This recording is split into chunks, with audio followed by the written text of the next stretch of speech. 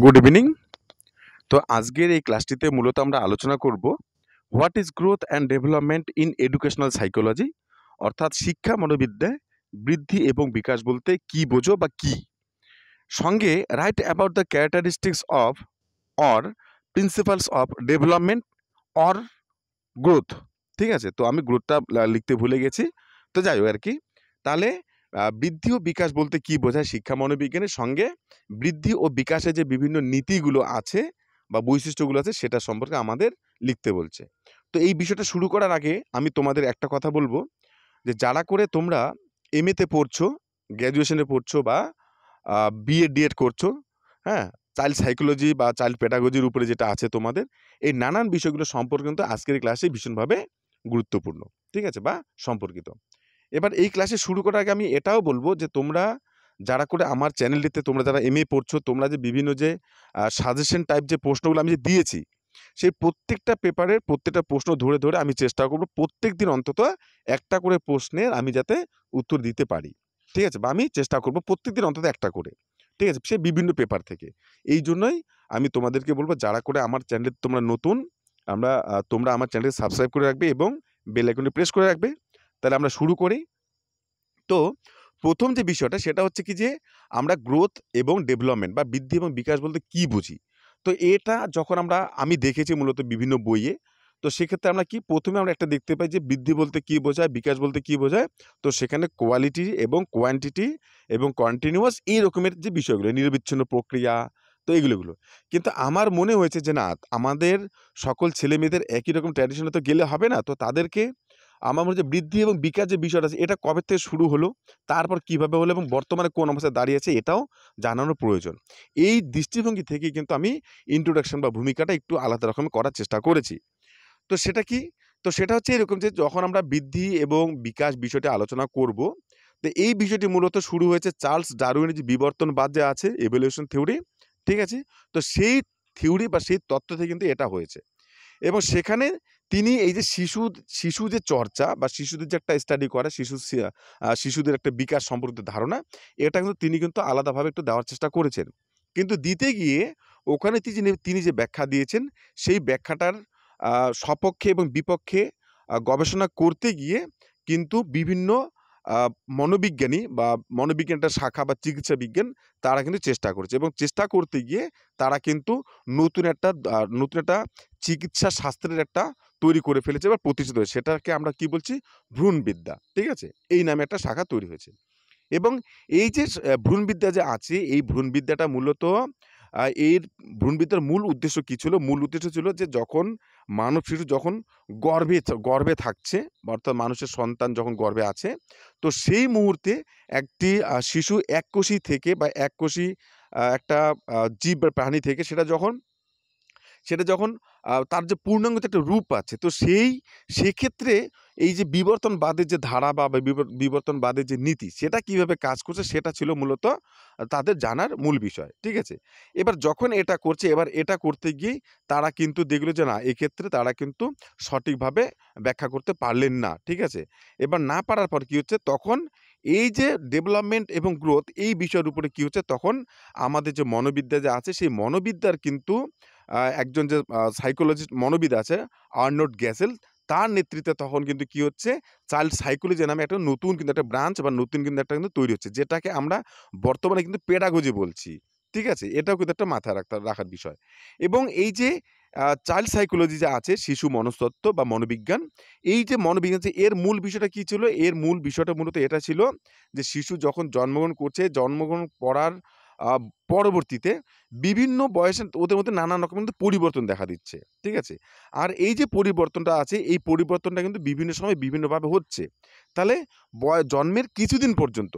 কিন্তু বর্তমানে আমরা কি দেখছি যে না, শুধু শিশুকে যদি আমরা জন্মগ্রহণ করলো, তারপর তাকে যদি ২ বছর বা ৩ বছরের মধ্যে যদি সেই বৃদ্ধি আর বিকাশকে যদি আমরা এনালাইসিস করি বা ব্যাখ্যা করি, তাহলে সেটা একটা সীমায়িত হয়ে যাচ্ছে। এবং সঙ্গেই এই যে এডুকেশনাল যে সাইকোলজি আছে, যে সাইকোলজি আছে, সেখান থেকে নতুন একটা নতুন একটা ব্রাঞ্চ খুলে যাচ্ছে বা শাখা খুলে যাচ্ছে, সেটা হচ্ছে কি ডেভেলপমেন্টাল সাইকোলজি। এবার এই যে ডেভেলপমেন্টাল সাইকোলজি কি করছে, সেই যে চাইল্ড সাইকোলজি তার এরিয়াটাকে আরও বৃহৎ করে দিচ্ছে। অর্থাৎ একজন ব্যক্তি মানুষ জন্মগ্রহণ করার পর মৃত্যুর আগে পর্যন্ত এই সামগ্রিক একটা সময়ে তাদের উন্নতি কীরকম হচ্ছে, অর্থাৎ তাদের দৈহিক, মানসিক, নৈতিক ইত্যাদি নানান দিকে বৃদ্ধি এবং বিকাশ কীভাবে হচ্ছে এটা নিয়ে কিন্তু আলোচনা করে। ঠিক আছে? এবং বর্তমানে যেটা দাঁড়িয়েছে, এই যে বিভিন্ন যে চাইল্ড সাইকোলজি বা ডেভেলপমেন্টাল যে সাইকোলজি আছে, তো সেই বিষয়গুলোকে বা সেখান থেকে আবিষ্কৃত হচ্ছে বিভিন্ন যে বৈশিষ্ট্য বা বিভিন্ন যে নীতিগুলো, সেগুলোকে আমরা শিক্ষার ক্ষেত্রে কি করে আমরা উপযোগী করে তুলবো এবং সেটাকে যদি আমরা বেশি করে গুরুত্ব দিয়ে তুলি, তবেই একজন শিশু তার চাহিদা মতোভাবে তাহলে শিক্ষা অর্জন করতে পারবে। ঠিক আছে? তো এইরকম একাধিক দৃষ্টিভঙ্গি সামনে রেখে যখন আমরা শিক্ষা ব্যবস্থাটাকে বা শিক্ষা মনোবিদ্যার সঙ্গে যখন যুক্ত করে দিচ্ছি, তখনই কিন্তু সেটা কিন্তু শিক্ষা মনোবিদ্যা নামে কিন্তু পরিচিতি লাভ করছে। ঠিক আছে? তো এই হচ্ছে গ্রোথ এবং ডেভেলপমেন্ট যা আছে এর হচ্ছে বৃদ্ধি এবং বিকাশের একটা ইতিহাস আমরা বলতে পারি। ঠিক আছে? এরপরে আমরা এটা বুঝবো যে বৃদ্ধি এবং বিকাশের যে ধারণা, ঠিক আছে? অর্থাৎ বৃদ্ধি বলতে কী বোঝায় এবং বিকাশ বলতে কী বোঝায়? তো এই ধারণা দিতে গিয়ে প্রথমে আমাদের যে কথাটা মাথায় রাখতে হবে সেটা হচ্ছে কি, মানব শিশু যখন জন্মগ্রহণ করছে সে কিন্তু কতগুলি পরিবর্তন অর্থাৎ পরিবর্তন হবে কিন্তু অপরিণত। অর্থাৎ তারা যে সত্তাগুলো বা যে গুণগুলো নিয়ে সে জন্মগ্রহণ করছে সেগুলো পরিবর্তন হবে, কিন্তু সেগুলো পরিণত নয়। ঠিক আছে? অর্থাৎ আমরা যদি তার দৈহিক দিক দেখি, তার যদি তার বাচনিক, তার নৈতিক, তার সমস্ত দিককে যদি দেখি, তাহলে দেখা যাবে প্রত্যেকটা পরিবর্তনশীল কিন্তু অপরিণত। ঠিক আছে? তাহলে এই জায়গা থেকেই কিন্তু শিশু কিন্তু জন্মগ্রহণ করে এবং তারপরে কিন্তু কি হচ্ছে, বৃদ্ধি, বিকাশ এবং পরিণমন এই যে বিষয়গুলো যে আছে, এই বিষয়গুলির সাহায্যে সে কিন্তু একটা পরিণত অবস্থায় কিন্তু পৌঁছে যায় বা এগিয়ে যায় এবং কালক্রমে শিশু তার দৈহিক আয়তন, ওজন এবং দৈহিক সামর্থ্য যে বৃদ্ধি পায় তাই নয়। অর্থাৎ এই যে ৩ টে বিষয়ের মধ্যে কিন্তু সীমাবদ্ধ থাকছে না। সঙ্গে কি হচ্ছে, তার একাধিক বিষয় অর্থাৎ চিন্তন, বিচারশক্তি, ধারণা, কল্পনা শক্তি ইত্যাদি নানান বিষয়গুলোরও কিন্তু বিকাশ লাভ করছে। ঠিক আছে? এছাড়া কি হচ্ছে, প্রাক্ষবিক, সামাজিক, নৈতিক এই বিষয়গুলো যা আছে এগুলোও কিন্তু সেই বিকাশের কিন্তু একটা অবিচ্ছিন্ন অঙ্গ হিসাবে বা তাদের কিন্তু সম্পর্কিত একটা বিষয় হয়ে দাঁড়াচ্ছে বা চল হয়ে এগিয়ে যাচ্ছে। ঠিক আছে? তো এটা। এরপর কি হচ্ছে, এখানে তারপর আমি এখন এই ধারণাটাতে ঢুকবো যে আমরা এই যে আ গ্রোথ এবং ডেভেলপমেন্ট এটাকে আমরা কি করছি, আলাদা দৃষ্টিতে আমরা বিভেদ করার চেষ্টা করছি। কিন্তু অনেক মনোবিজ্ঞানী আছে তারা কিন্তু গ্রোথ এবং ডেভেলপমেন্টকে কিন্তু আলাদাভাবে কিন্তু ব্যাখ্যা করার চেষ্টা করেন। তারা অনেকেই এটাকে সমর্থক মানে একই অর্থে ব্যবহার করার চেষ্টা করেছেন। কিন্তু তথাপি আমরা এটা বলতে পারি যে বৃদ্ধি হলো মূলত একটি শিশু যখন জন্মগ্রহণ তার কিন্তু পরিমাণগত পরিবর্তন। ঠিক আছে? পরিমাণগত পরিবর্তন মানে শিশু যখন জন্মগ্রহণ করছে তখন তার হাত, পা, শরীর ইত্যাদির তার দৈর্ঘ্য বা আকৃতিগত পরিবর্তন, তার হচ্ছে গায়ের যে অন্যান্য যে কোয়ালিটিগুলো মানে অন্য যে দিকগুলো আছে সেগুলোর পরিবর্তন, অর্থাৎ আকার, আয়তন, ওজন, এই দৈর্ঘ্য এগুলো। ঠিক আছে? তাহলে এগুলোকে কিন্তু আমরা এক কথায় কিন্তু কি বলবো?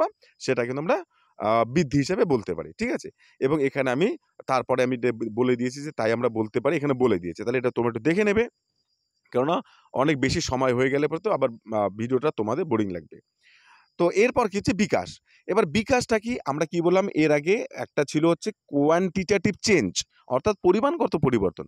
ঠিক এই জায়গাটাতেই কিন্তু যখন আমরা বৃদ্ধির কথা বলছি সেটা কিন্তু হয়ে যাচ্ছে কোয়ালিটেটিভ চেঞ্জ অর্থাৎ সেটা কিন্তু গুণগত একটা পরিবর্তন। অর্থাৎ যখন একটি শিশু সে যখন জন্মগ্রহণ করছে, তো জন্মগ্রহণ করার পর যখন সে তার সঙ্গে তার মধ্যে যেটা ঘটছে যে পরিবর্তনটা, সেটাকে আমরা বৃদ্ধি বলতে পারি।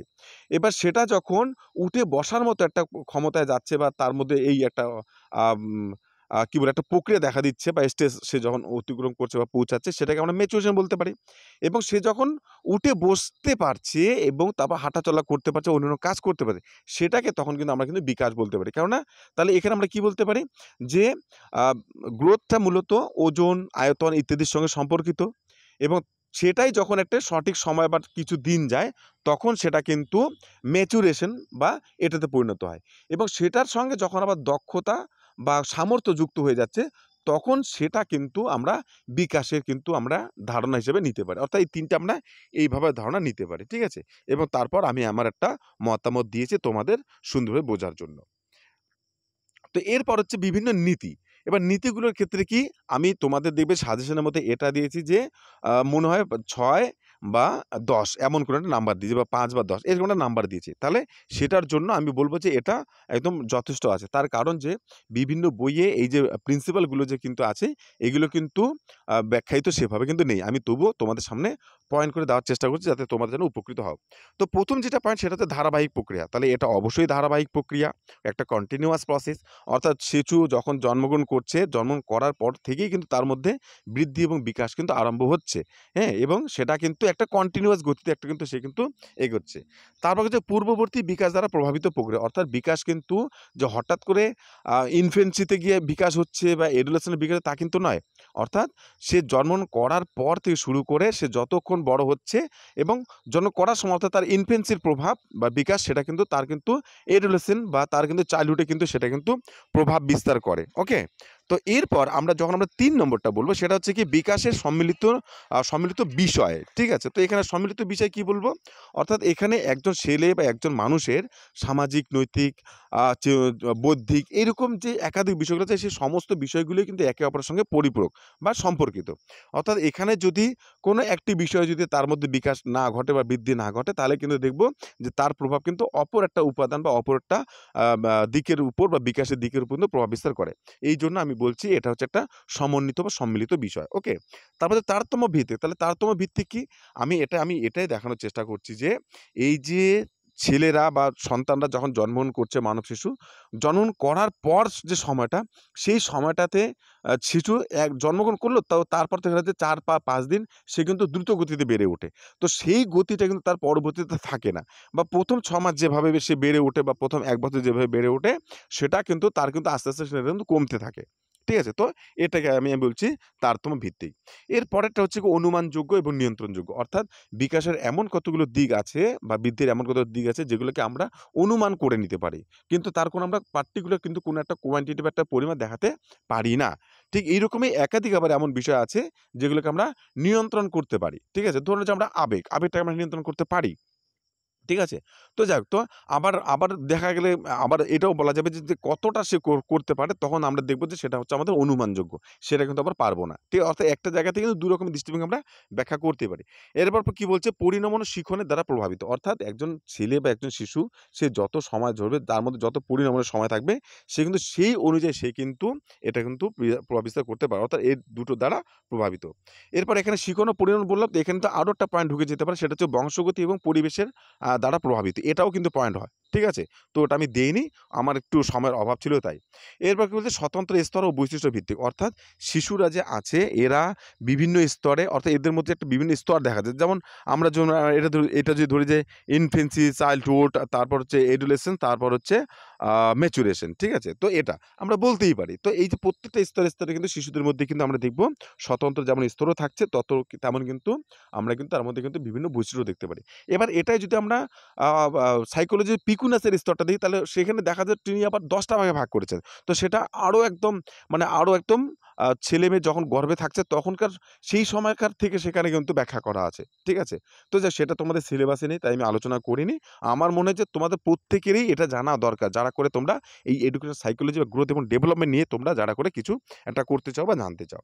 এবং পরে আমি কি দিয়েছি ব্যক্তির স্বতন্ত্র কেন্দ্রিক। অর্থাৎ প্রত্যেক ব্যক্তির যতই মনোবিজ্ঞান সায়েন্স হোক না কেন কিন্তু কোথাও এসে কিন্তু দেখা যায় যে আমার আবেগ, আমার অনুভূতি, আমার সামাজিকতা এই এই নীতি দ্বারা কিন্তু আমি অন্য একজন ব্যক্তি কিন্তু যাচাই করতে পারি না। অর্থাৎ তার সঙ্গে কম্পেয়ার করতে পারি না। তাই একটা স্বতন্ত্রতাটা থেকেই যাচ্ছে। তো আমি সবাইকে আবার বলব যে তোমরা যারা করে এই নোটটি চাও বা এই পিপিটির দরকার আছে তোমরা আমার টেলিগ্রাম গ্রুপে জয়েন হয়ে যাবে। এবার সেটা আ আ সেখান থেকে তোমরা এই পিপিটিটা পেয়ে যাবে। ঠিক আছে? তাহলে ধন্যবাদ সবাইকে। ক্লাসটা অনেকটাই বড় হয়ে গেল। ঠিক আছে? আমি এরপর চেষ্টা করব এর পরবর্তী ক্লাসে আরো ছোট, ছোট করে দেওয়ার জন্য। ধন্যবাদ সবাইকে।